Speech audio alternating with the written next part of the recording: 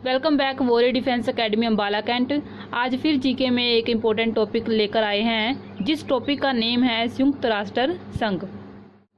अपने टॉपिक को स्टार्ट करने से पहले सबसे पहले मैं आपको ये बताना चाहती हूँ यहाँ पर कि जो भी ये ऑर्गेनाइजेशन है, जैसे मैंने लिखा है यहाँ पर UNO, United Nation Organisation. UNO United Nation Organisation को क्यों स्थापित किया गया? आपको सभी को पता है कि अब तक 2 वर्ल्ड वॉर हो चुके हैं। जो 2 वर्ल्ड वॉर हुए हैं उनका जो टाइम पीरियड है वो कब से कब तक था? 14 to 18 तक फर्स्ट वर्ल्ड वॉर हुआ था, और जो सेकंड वर्ल्ड वॉर था वो हुआ था 1939 to 1945 तक ये वर्ल्ड वॉर हुआ था। अब बात करते हैं कि जो सेकंड वर्ल्ड वॉर था उसकी शुरुआत कहाँ से हुई थी। उसकी जो शुरुआत थी वो हिटलर ने पोलैंड पर जब आक्रमण किया था 1 सितंबर को 1939 में, तब से इसकी शुरुआत हुई थी। उसके बाद जैसे जैसे ये वर्ल्ड वॉर बढ़ता गया तो अंत में क्या हुआ था, जो अमेरिका है, अमेरिका ने परमाणु बम से हमला किया था। अमेरिका ने सबसे पहले परमाणु बम से हमला किया, और जो परमाणु बम से हमला इसने किया था वो कहाँ पर किया था? जापान के शहर कौन से शहर पर किया था? हिरोशिमा पर। हिरोशिमा पर इसने सबसे पहले हमला किया। ये कब किया था हमला? ये किया था उसने 6 अगस्त 1945। 6 अगस्त 1945 को अमेरिका ने जापान के शहर हिरोशिमा पर सबसे पहले परमाणु बम से हमला किया। उसके बाद उसने जापान के ही दूसरे शहर नागासाकी पर 9 अगस्त 1945 में दोबारा से परमाणु बम से हमला किया। जब उसने यह हमला जापान के 2 शहरों पर किया था, तो आपको आज भी पता होगा कि इन दोनों शहरों, जो ये दोनों शहर थे, ये पूरे के पूरे ख़त्म हो गए थे। और आज भी वहाँ पर इतने साल के बाद आज भी वहाँ की जो जनरेशन है वो अपाहिज पैदा होती है। तो इसका प्रभाव आज भी देखने को मिलता है। जब ये परमाणु बम से हमला किया गया था उस समय पूरा विश्व अमेरिका से डर गया था, कुछ भी हो सकता है इसकी वजह से।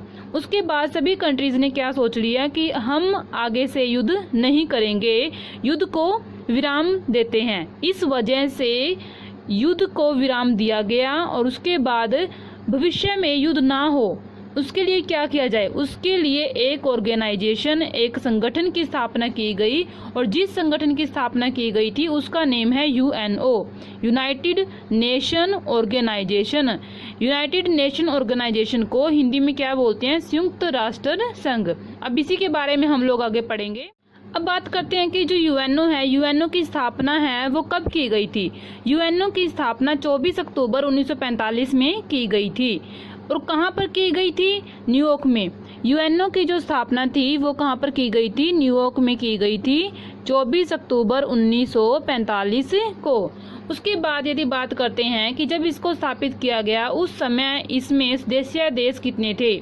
उस समय इसके जो सदस्य देश थे वो 51 थे, 51 थे। आपको पता होगा पूरे विश्व में 195 कंट्री हैं, 195 देश हैं। यदि बात करते हैं कि वर्तमान में यूएनओ के कितने सदस्य देश हैं, तो वो हैं 193, 193 देश इसके सदस्य हैं। अब वो 2 देश कौन कौन से हैं जो इसके सदस्य नहीं हैं, वो आपको पता होना चाहिए। एक तो ताइवान है और दूसरा है वेटिकन सिटी। वेटिकन सिटी और ताइवान जो है इसके सदस्य देश नहीं हैं। अब बात करते हैं कि 193 नंबर पर कौन सा देश था जो इसमें शामिल हुआ, उसका नेम है दक्षिण सूडान। दक्षिण सूडान 193 कंट्री है जो इसमें शामिल हुई थी। यदि बात करते हैं कि यूएनओ का जो मुख्यालय है वो कहाँ पर है, यूएनओ का मुख्यालय है वो न्यूयॉर्क में है। न्यूयॉर्क कहाँ पर पड़ता है? यूएसए में। USA United state of America में न्यूयॉर्क पड़ता है, वहाँ पर इसका हेडक्वार्टर है। यूएनओ को स्थापित करने का मुख्य उद्देश्य क्या था? उसका उद्देश्य था विश्व शांति व सुरक्षा को बनाए रखना। अब बात करते हैं कि जो यूएनओ है न्यूयॉर्क में जहाँ पर इसका मुख्यालय है वो किस शहर में पड़ता है? वो शहर है मैनहट्टन द्वीप। मैनहट्टन द्वीप में 17 एकड़ जमीन पर ये जो संगठन है वो बनाया गया है। यदि इसकी मंजिल की बात करें कि ये जो इमारत है वो कितनी मंजिल में बनी हुई है, 39 मंजिल की जो ये इमारत बनी हुई है। उसके बाद इसके लिए जो भूमि दान दी थी वो किसने दी थी, जॉन डी रॉकफेलर ने यह भूमि दान में दी थी। बच्चों इसमें एक एक लाइन मोस्ट इम्पोर्टेंट है। यदि आपने इस वीडियो को अच्छे से देख लिया, अच्छे से समझ लिया, पढ़ लिया, तो आपको कोई भी बुक उठाने की जरूरत नहीं पड़ेगी। तो भूमि दान इसके लिए किसने दी थी, जॉन डी रॉकफेलर ने। अब बात करते हैं कि जो संयुक्त राष्ट्र है, संयुक्त राष्ट्र नाम है वो इसको किसने दिया, वो दिया था अमेरिकी राष्ट्रपति फ्रैंकलिन डी रूजवेल्ट ने। अमेरिकी राष्ट्रपति फ्रैंकलिन डी रूजवेल्ट ने संयुक्त राष्ट्र का नाम इसको। आगे बात करते हैं हम कि जो यूएनओ का जो संविधान है उसका नेम क्या है, उसका नेम है चार्टर। और चार्टर में अनुच्छेदों की संख्या कितनी है, वो है 111 और अध्याय की संख्या कितनी है, 19 इसमें अध्याय हैं और अनुच्छेद हैं 111। अब बात करते हैं कि इसमें कितनी भाषाओं जो संविधान है हमारा या फिर जो यूएनओ है उसमें कितनी भाषाओं का यूज़ किया जाता है। उसमें 6 भाषाओं को मान्यता है। उनके नेम है अंग्रेजी, फ्रेंच, चीनी, अरबी, रूसी, स्पेनिश। यदि बात करते हैं कि कार्यकारी भाषाएं कौन कौन सी हैं इसकी, तो कार्यकारी भाषाएं मात्र 2 भाषाएं हैं, वो अंग्रेजी और फ्रेंच। अंग्रेजी और फ्रेंच इसकी कार्यकारी भाषाएं हैं। यदि बात करते हैं कि इसके प्रमुख अंग कितने हैं, यूएनओ के 6 अंग हैं। मोस्ट इंपोर्टेंट क्वेश्चन है, यूएनओ के कितने अंग हैं, 6 अंग हैं। उनके नेम मैंने यहाँ पर लिखे हुए हैं। फर्स्ट इज महासभा, सेकंड है सुरक्षा परिषद, थर्ड है आर्थिक एवं सामाजिक परिषद, नंबर 4 पर है अंतर्राष्ट्रीय न्यायालय, नंबर 5 पर है न्याय परिषद, नंबर 6 पर है सचिवालय। जो इससे इम्पोर्टेंट क्वेश्चन बनते हैं वो भी देख लेते हैं हम लोग। सबसे पहला जो क्वेश्चन है मैंने यहाँ पर लिखा है महासभा। महासभा में जो प्रथम महिला अध्यक्ष थी वो कौन थी, विजय लक्ष्मी पंडित। विजय लक्ष्मी पंडित एकमात्र ऐसा अंग है, ये ऐसा पार्ट है यूएनओ का जिसमें सभी सदस्य देश शामिल हैं। 193 कंट्रीज इसमें शामिल हैं। अब बात करते हैं सुरक्षा परिषद की। सुरक्षा परिषद जो है इसमें 15 मेंबर हैं, 15 सदस्य हैं इसमें, जिसमें से 5 स्थायी सदस्य हैं और जो 10 हैं वो अस्थायी सदस्य हैं। जो अस्थायी सदस्य हैं उनका कार्यकाल 2 वर्ष का होता है और जो 5 स्थायी सदस्य हैं वो कौन कौन से हैं उसको मैं एक ट्रिक से बता देती हूँ आपको। ट्रिक है आपका रूस का फेस। रूस का फेस, रूस में एक कंट्री रूस आपके पास आ गई, का इसमें साइलेंट है, एफ से फ्रांस आ जाएगा, ए से अमेरिका, सी से चाइना, ई से इंग्लैंड। तो ये 5 कंट्रीज हैं सुरक्षा परिषद की स्थायी मेंबर हैं। स्थायी मेंबर वो होती हैं जिनके पास अपनी वीटो पावर होती है। मीन्स यदि कोई भी कंडीशन, कुछ भी रूल अप्लाई करना है, इन 5 देशों में से यदि एक कंट्री भी नकारात्मक होती है तो उस रूल को अप्लाई नहीं किया जाएगा, वो खारिज हो जाता है। ये बात आपको पता होनी चाहिए।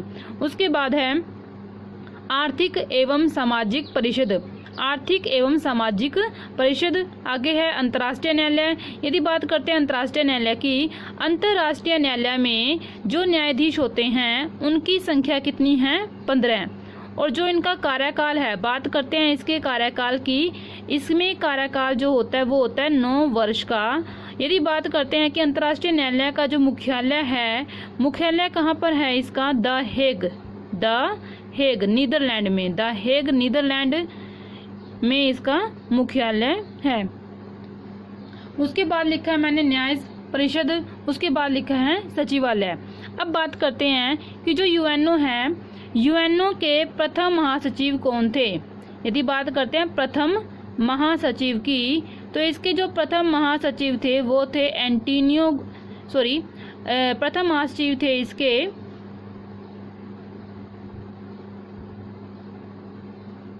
यूएनओ के जो प्रथम महासचिव थे वो थे त्रिगवेली। त्रिगवेली कहाँ के थे, नॉर्वे के। त्रिगवेली इसके प्रथम महासचिव थे। अब बात करते हैं वर्तमान में। वर्तमान में इसके महासचिव हैं एंटोनियो गुटेरस। एंटोनियो गुटेरस, जो एंटोनियो गुटेरस हैं ये कहाँ के हैं, एंटोनियो गुटेरेस एक पुर्तगाली नाविक हैं, ये आपको पता होना चाहिए। देखो बच्चों, आगे बात करते हैं हम लोग यूएनओ से रिलेटेड जो भी इंपॉर्टेंट क्वेश्चन बनते हैं उनके बारे में। यदि बात करते हैं दुनिया का पुलिसमैन किसे जाना जाता है? सुरक्षा परिषद को। वीटो पावर का प्रयोग सबसे पहले किस देश ने किया था? अमेरिका ने किया था 1971 में रोडेशिया के प्रश्न पर। वीटो पावर का सर्वाधिक प्रयोग किसने किया था? रूस ने। यूएनओ की प्रथम बैठक कब की गई थी? 10 जनवरी 1946 में लंदन में। महासभा की प्रथम बैठक कब हुई थी? अक्टूबर 1952 में। अंतर्राष्ट्रीय न्यायालय की स्थापना कब की गई? 3 अप्रैल 1946 को। यदि बात करते हैं न्यायाधीशों की संख्या कितनी होती है अंतर्राष्ट्रीय न्यायालय में? 15। और जो कार्यकाल है वो कितना होता है? 9 वर्ष का इसमें कार्यकाल होता है। अब आपको पता होना चाहिए कि जो इसके प्रथम न्यायाधीश थे वो कौन थे? अंतर्राष्ट्रीय न्यायालय के जो प्रथम न्यायाधीश थे वो एक इंडियन थे, नगेंद्र सिंह। यदि बात करते हैं वर्तमान में कौन है? दलबीर भंडारी जो हैं अंतर्राष्ट्रीय न्यायालय के वर्तमान में न्यायाधीश हैं। यदि बात करते हैं कि प्रथम महिला अध्यक्ष यूएनओ की कौन थी? श्रीमती विजय लक्ष्मी पंडित जो थी प्रथम महिला अध्यक्ष थी यूएनओ की। आई होप आपको ये वीडियो अच्छी लगी होगी। बच्चों, इसको आपने बार बार पढ़ना है क्योंकि इससे बाहर आपके एग्जाम में क्वेश्चन नहीं आने वाला है और इसमें से 100% क्वेश्चन आपका इस टॉपिक से आता भी है। ओके बच्चों, ऑल द बेस्ट। जय हिंद।